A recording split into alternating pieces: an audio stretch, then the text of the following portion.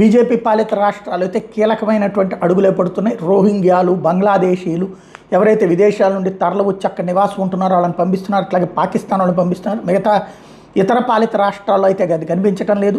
ప్రభుత్వం కేంద్రం ఆదేశించినా కూడా చివరికి కోర్టులకు వెళ్ళి బెయిల్స్ తెచ్చుకునేటటువంటి పరిస్థితులు చేస్తున్నారు. తాజాగా ఒరిస్సా ఇప్పుడు బీజేపీ పాలిత రాష్ట్రమైంది కదా, అక్కడ 20,000 మంది బంగ్లాదేశీ బెంగాలీ ముస్లిమ్స్, అంటే వాళ్ళు బెంగాల్ అని చెప్పుకుని వస్తారు, బంగ్లాదేశీలు అనమాట. వాళ్ళందరూ కూడా ముర్షిదాబాద్ టు ఒరిస్సా వచ్చారన్నటువంటి విషయం తేలారు. 20,000 మందిని కూడా ఇప్పుడు తిప్పి పంపిస్తున్నారు. యూసుఫ్ పఠాన్ ఈ మేరకు ఒక లేఖ రాసుకొచ్చారు హోంమంత్రి అమిత్ షాకి. ఇల్లీగల్ కంగ్లూస్ అంట వీళ్ళందరూ కూడా.